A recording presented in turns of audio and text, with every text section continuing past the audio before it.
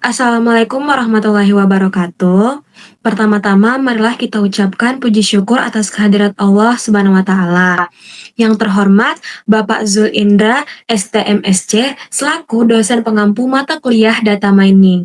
Nah, di sini kami akan mempresentasikan hasil proyek kami yang berjudul Deteksi Jeruk Segar dan Jeruk Busuk pada Data Citra Digital menggunakan Convolutional Neural Network atau CNN. Sebelum itu, kami akan memperkenalkan diri.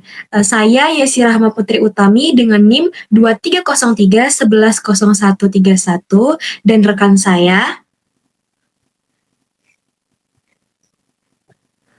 Saya Suci Putri Anjani dengan NIM 2303110132.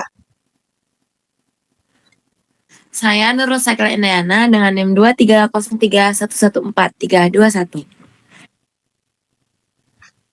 Baiklah, langsung saja di sini kami akan mempresentasikan hasil proyek kami yang akan dijelaskan oleh Nurul Sakila. Kepada Nurul disilahkan. Baik, terima kasih kepada Yesi. Pertama saya akan menjelaskan latar belakang dari penelitian kami. Pada penelitian ini, permasalahan utama yang kami hadapi adalah proses penilaian mutu jeruk yang masih dilakukan secara manual. Nah, cara manual ini sangat dipengaruhi oleh subjektivitas manusia, sehingga hasil penilaian sering tidak konsisten dan rawan terjadi kesalahan dalam membedakan jeruk segar dan busuk.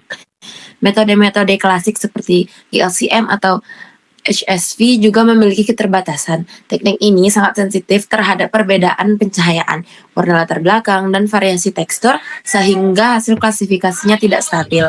Sementara itu, CNN menawarkan pendekatan yang berbeda.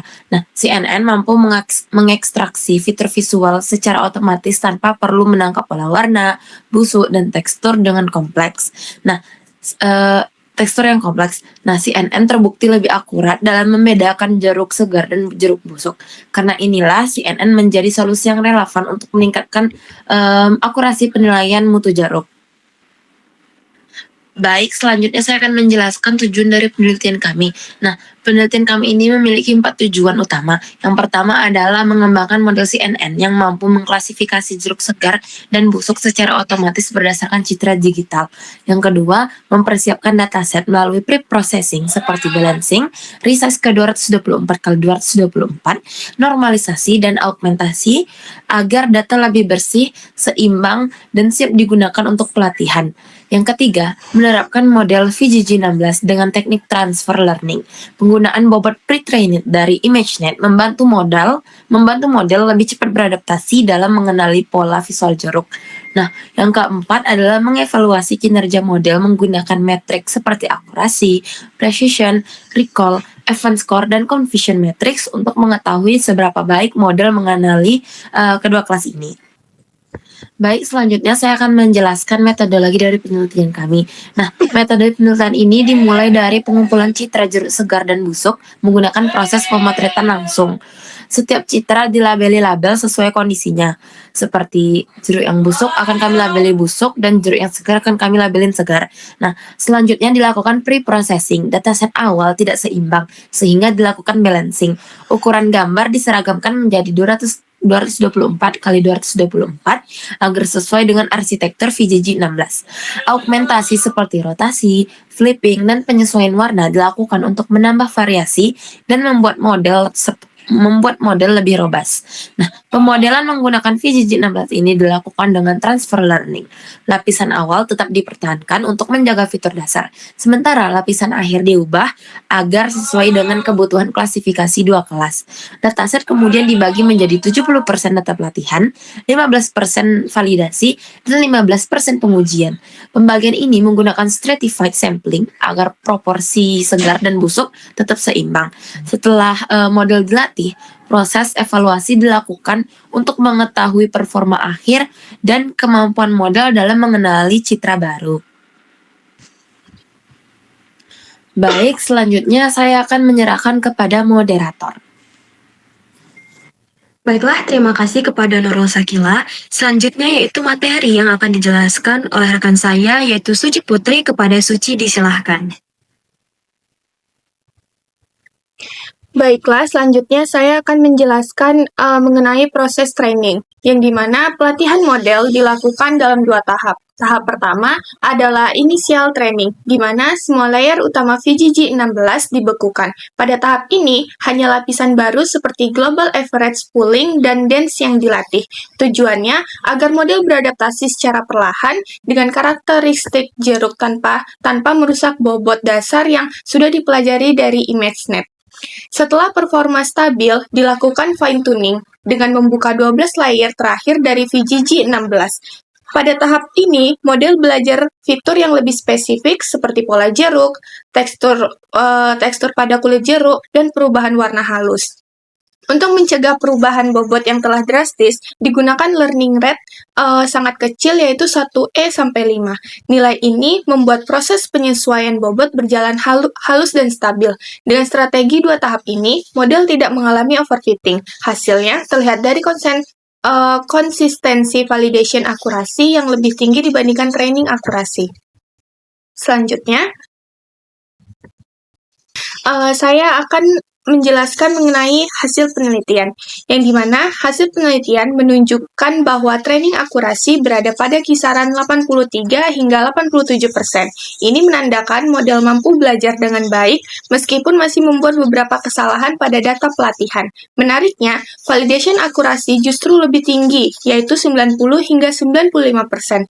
Hal ini menunjukkan bahwa model tidak overfitting dan mampu mengenali pola baru secara lebih baik. Saat diuji menggunakan data tes, model mencapai akurasi keseluruhan sebesar 88%. Ini menunjukkan bahwa performanya cukup kuat untuk klasifikasi 2 kelas. Untuk metrik yang lebih detail, precision pada kelas busuk mencapai 0,94. Artinya, model sangat jarang salah ketika memprediksi jeruk busuk. Precision pada kelas segar mencapai 0,84. Untuk recall, kelas segar memiliki recall sangat tinggi yaitu 0,96. Artinya, hampir semua jeruk segar terdeteksi dengan benar. Sebaliknya, recall pada kelas busuk hanya 0,75, menunjukkan bahwa beberapa jeruk busuk dengan kerusakan ringan masih dianggap segar. Pada confusion matrik, dari 20 citra busuk, 15 terdeteksi benar dan 5 salah. Untuk kelas segar, dari 28 citra, hanya 1 yang salah. Ini memperlihatkan kekuatan model dalam mengenali jeruk segar, tetapi juga menunjukkan area yang bisa ditingkatkan pada jeruk busuk ringan. Selanjutnya akan saya serahkan kepada moderator. Baiklah, yaitu materi selanjutnya yang akan dijelaskan oleh saya sendiri. Itu performance constraint yang dimana di sini ada beberapa faktor yang membatasi performa model. Nah, yang pertama itu ada variasi visual pada jeruk busuk yang sangat besar. Ada jeruk yang busuk ringan, ada pula yang busuk berat. Nah, sehingga model kesulitan mengenali pola yang tidak seragam. Lalu yang kedua yaitu dataset awal yang tidak seimbang sehingga kelas segar jauh lebih banyak dan juga meskipun balancing dilakukan, dampak bias awal ini masih terlihat pada recall kelas busuk yang lebih rendah. Nah, yang ketiga itu pencahayaan dan latar belakang sangat mempengaruhi hasil deteksi. Citra yang terlalu terang, gelap, atau memiliki bayangan membuat model kesulitan menangkap tekstur busuk. Lalu yang keempat yaitu model lebih sensitif terhadap ciri segar karena warnanya lebih jelas. Nah, dan yang terakhir, kualitas citra input juga berpengaruh. Foto yang buram atau tidak fokus membuat model sulit mengenali pola penting. Next. Baiklah, selanjutnya yaitu rekomendasi. Ada beberapa rekomendasi untuk meningkatkan performa model. Nah, yang pertama ada menambah jumlah dataset, terutama pada busuk ringan, agar model mampu mengenali variasi kecil yang sering tertukar. Lalu yang kedua itu ada memperbanyak variasi pencahayaan dan latar belakang saat pengambilan gambar agar model lebih robust terhadap kondisi yang nyata. Lalu yang ketiga itu ada mencoba arsitektur lain seperti MobileNet atau EfficientNet yang lebih ringan namun tetap akurat. Lalu yang keempat ada melakukan hyperparameter ataupun tuning seperti pengaturan batch size, lalu optimizer atau learning rate untuk menemukan konfigurasi terbaik. Lalu yang kelima ada menambahkan teknik augmentasi lanjutan seperti contrastive atau Gaussian noise. Lalu selanjutnya model dapat dikembangkan menjadi aplikasi mobile atau IoT agar lebih mudah digunakan oleh petani dan pedagang. Lalu yang terakhir menggunakan Grade CAM untuk melihat area mana yang diperhatikan modelnya sehingga kita bisa memahami proses pengambilan keputusannya. Baiklah, itu dia materi yang sudah kami jelaskan. Selanjutnya kami akan langsung mendemokan program dari hasil proyek kami.